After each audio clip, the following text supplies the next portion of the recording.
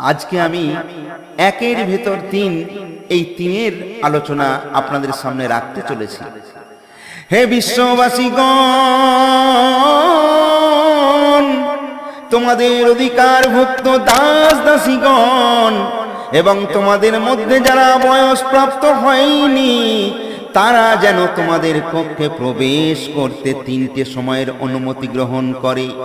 1 নম্বর ফজরের নামাজের পূর্বে, 2 নম্বর দ্বিপ্রহরে যখন তোমরা বিশ্রামের উদ্দেশ্যে বস্ত্র শিথিল করো তখন, এবং 3 নম্বর ঈশার নামাজের পর। এই 3 সময় তোমাদের গোপনীয়তা অবলম্বনের সময়। 3টি মন্দ স্বভাব। যে ব্যক্তি সকালে উঠে অভাব অনটনের অনুযোগ করতে থাকে সে তার প্রতিপালকের বিরুদ্ধে অনুযোগ করলো। যে ব্যক্তি সকালে উঠে দুনিয়ার ব্যাপারে পেরেশান হলো সে আল্লাহ তাআলার উপর অসন্তুষ্ট হলো। যে ব্যক্তি ধনীর নিকট তার ধনের জন্য হীনতা প্রকাশ করলো তার 2/3 ধর্ম বিদায় নিল। 3টি বিষয় মুক্তিদায়ক: প্রকাশ্যে ও গোপনে আল্লাহকে ভয় করা, দারিদ্র ও সচ্ছলতায় মধ্যপন্থা অবলম্বন করা, হোশ মেজাজ ও ক্রোধ উভয় অবস্থায় নেই বিচার করা। 3টি বিষয় ধ্বংসকারক: কঠোর কৃপণতা, রিপুর আনুগত্য ও আত্মগৌরব। 3টি বিষয় পদমর্যাদা বৃদ্ধিকারক: 1 নম্বর সালাম প্রচার করা, 2 নম্বর ক্ষুধার্তকে আহার দান করা, 3 নম্বর রাত জেগে নামাজ আদায় করা। 3 শ্রেণীর লোককে আল্লাহ আরশের ছায়া দান করবেন। যে ব্যক্তি কষ্টের মধ্যে ওযু করে, যে ব্যক্তি অন্ধকারে মসজিদে গমন করে, আর যে ব্যক্তি ক্ষুধার্তকে আহার দান করে। 3টি বিষয় পাপের প্রায়শ্চিত্ত হয়। শীতকালে সকালবেলা পুরোপুরি ওযু করা, জামাতে নামাজের জন্য পায়ে হেঁটে চলা এবং নামাজ পড়ে অন্য এক নামাজের জন্য অপেক্ষা করা। 3 প্রকার সাহায্য। যে ব্যক্তি পাপ কর্মের অপমান থেকে বের হয়ে উপাসনার সম্মানের দিকে ধাবিত হলো, আল্লাহ তাকে বিনা ধনে ধনী করবেন, বিনা সৈন্যে সাহায্য করবেন এবং বিনা গোত্রে সম্মানিত করবেন। 3-এর সাথে 3।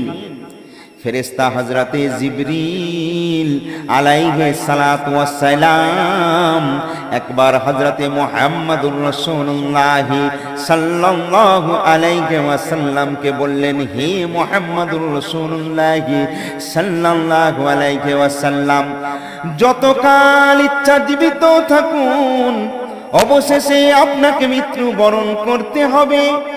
যাকে ইচ্ছা ভালোবাসুন অবশেষে তার থেকে বিচ্ছিন্ন হতে হবে। যা ইচ্ছা কাজ করুন অবশেষে তার প্রতিফল আপনি পেতে থাকবেন। এক নজরে 3টে প্রিয় হযরত মুহাম্মদুর রাসূলুল্লাহ সাল্লাল্লাহু আলাইহি ওয়াসাল্লামের নিকট 3টি প্রিয় বস্তু: 1 নম্বর সুগন্ধি, 2 নম্বর স্ত্রী এবং 3 নম্বর হলো নামাজ। হযরতে আবু বকর সিদ্দিক রাদিয়াল্লাহু তাআলা আনহুর নিকট 3টি প্রিয় বস্তু: রাসূল করিম সাল্লাল্লাহু আলাইহি ওয়াসাল্লামের চেহারার দিকে তাকিয়ে থাকা, 2 নম্বর রাসূল করিম সাল্লাল্লাহু আলাইহি ওয়াসাল্লামের জন্য আপন সম্পদ ব্যয় করা, 3 নম্বর রাসূল করিম সাল্লাল্লাহু আলাইহি ওয়াসাল্লামের সেবায় আপন কন্যা রেখে দেওয়া। হযরতে উমরে ফারুকের নিকট 3টি প্রিয় বস্তু: সৎ কাজের আদেশ দেওয়া, অসৎ কাজ থেকে নিষেধ করা এবং পুরানো পোশাক পরিধান করা। হযরতে উসমানে গনির নিকট 3টি প্রিয় বস্তু: ক্ষুধার্তকে দান করা, বস্ত্রহীনকে বস্ত্র দান করা, কোরআন শরীফ আবৃত্তি করা। হযরতে আলীর নিকট 3টি প্রিয় বস্তু: অতিথির সেবা করা, গ্রীষ্মকালে রোজা রাখা এবং জিহাদের ময়দানে লড়াই করা। হযরত জিবরাইল আলাইহিস সালাতু ওয়াস সালামের নিকট তিনটি প্রিয় বস্তু: বিপদগামীকে পথ দেখানো, ধার্মিক অভাবগ্রস্ত পরিবারকে সাহায্য করা, উপাসনাকারী দরিদ্রদের ভালোবাসা। আল্লাহর নিকট প্রিয় তার বান্দার তিনটি স্বভাব: তার উপাসনা, আরাধনায় নিজেকে যথাসাধ্য নিয়োজিত রাখা, পাপ কর্মের জন্য অনুতপ্ত হয়ে কান্নাকাটি করা এবং অভাব অনটনে ধৈর্য ধারণ করা। তিনটি কারণ। একবার হযরত ইব্রাহিম আলাইহিস সালাতু ওয়াস সালামকে জিজ্ঞাসা করা হয়েছিল, কোন কোন কারণে আল্লাহ আপনাকে খলিল পরম বন্ধু রূপে গ্রহণ করেছেন? তিনি বললেন তিনটি কারণে। তা হলো, এক হলো আমি আল্লাহর আদেশকে অন্যের আদেশের উপর প্রাধান্য দিই, আমি সর্ব বিষয় আল্লাহর উপর নির্ভর করি এবং জীবিকার জন্য কোনো ভাবনা করি না। আর ৩ নম্বর, আমি সকাল সন্ধ্যায় অতিথি ছাড়া আহার করি না। আমল ৩ প্রকার। এমন আমল যা সুস্পষ্ট সৎ, তার অনুসরণ করবে। এমন আমল যা সুস্পষ্ট অসৎ, তা পরিত্যাগ করবে। যে আমল সৎ কি অসৎ জানা কষ্টকর, সে তা জানে, তার কাছে তা ন্যস্ত করবে। নবী তুল্য ব্যক্তি হাওয়ারীরা, নবীর সঙ্গে যারা ঘুরতেন তাদের সাহাবী বলা হয়। আর পীর মুর্শিদের সঙ্গে যারা ঘোরেন তাদের মুরিদান বলা হয়। হযরত ঈসা আলাইহিস সালাতু ওয়াস সালামের সঙ্গে যারা ঘুরতেন তাদের হাওয়ারী বলা হয়। তো সেই হাওয়ারীরা একদিন হযরত ঈসা আলাইহিস সালাতু ওয়াস সালামকে প্রশ্ন করেছিল, হে আল্লাহর ঈসা রুহুল্লাহ, পৃথিবীতে আপনার ন্যায় বর্তমানে কেউ আছে কি?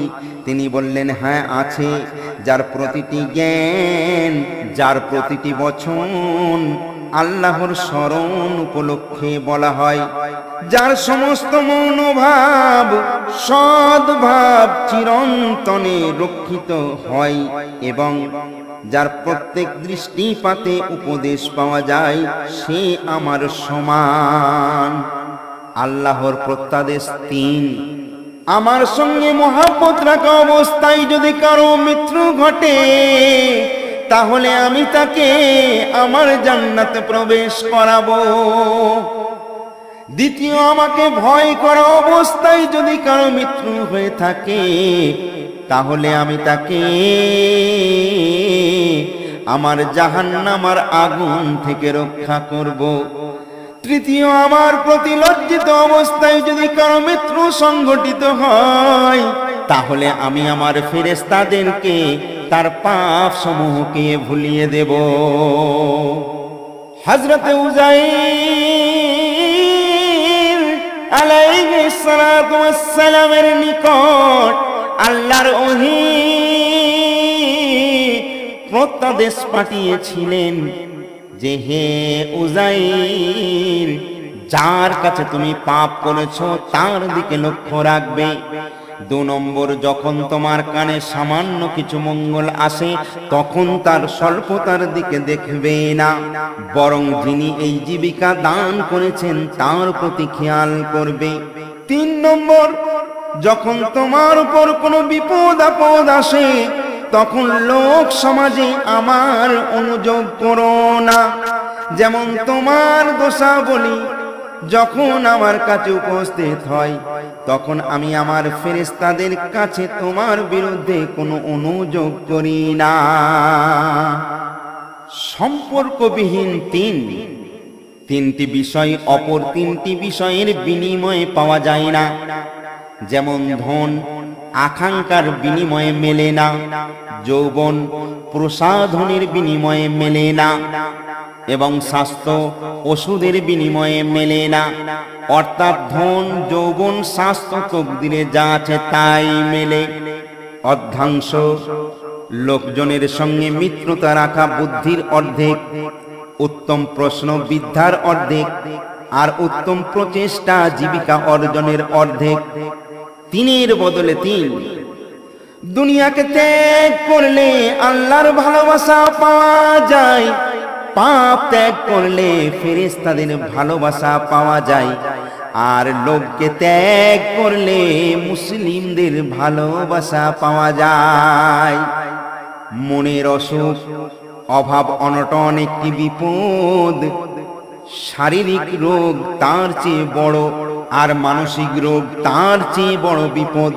জেনে রাখো, একটি নিয়ামত হলো আর্থিক সচ্ছলতা, তার চেয়ে উত্তম দৈহিক সুস্থতা, আর তার চেয়ে উৎকৃষ্ট আন্তরিক সংযমশীলতা। তিন অবস্থা। তুমি আল্লাহর নিকট সর্বাপেক্ষা উত্তম ব্যক্তি হয়ে যাও, তুমি নিজের নিকট সর্বাপেক্ষা অধম ব্যক্তি হয়ে যাও, আর তুমি লোকের নিকট একজন সাধারণ ব্যক্তি হয়ে যাও। নির্বোধের কর্ম তিন। পৃথিবীর সবকিছু দেখার পর তার প্রতি আকৃষ্ট হওয়া অজ্ঞতা, সৎ কর্মে পুণ্যের আস্থা রাখার পর অমনোযোগী হওয়া নাশকতা, আর বিনা পরকে প্রত্যেকের উপর ভরসা করার নাম অলসতা। ভয়ঙ্কর অভ্যাস তিন। লোভ যার অভ্যাসে প্রবেশ করলো, সে নিজেই নিজেকে দোষযুক্ত করলো। যে আপন দুঃখ কারো কাছে প্রকাশ করলো, সে নিজের অপমানের সাথে চুক্তি করে নিল। যার জিহ্বা তার উপর প্রবল হয়ে গেল, সে নিজের আত্মাকে অবজ্ঞা করলো। যথেষ্ট তিন। পার্থিব সম্পদের মধ্যে ইসলাম সম্পদই তোমার জন্য যথেষ্ট। যাবতীয় কাজকর্মের মধ্যে উপাসনাই তোমার জন্য যথেষ্ট। উপদেশ গ্রহণের জন্য মিত্র উপদেশই তোমার জন্য যথেষ্ট। তিনের জন্য তিন। আল্লাহর একজন ফেরেশতা যে প্রত্যহ তিনটি কথা ঘোষণা করতে থাকে। 1 নম্বর, মৃত্যুর জন্য জন্ম দাও, ধ্বংসের জন্য সঞ্চয় করো, এবং বিরানের জন্য আবাদ করো। তিনটি কাজ। তুমি যাকে খুশি তার উপকার করো, তুমি তার নেতা হয়ে যাবে। তুমি যাকে খুশি তার কাছে হাত পাতো, তুমি তার বন্দী হয়ে যাবে। তুমি যাকে খুশি তার প্রতি নির্ভীক হও, তুমি তার সমকক্ষ হয়ে যাবে। অমূল্য তিন। ইলম হলো মূল্যবান সম্পত্তি, সৎ স্বভাব নতুন অলংকার, এবং চিন্তা স্বচ্ছ দর্পণ স্বরূপ।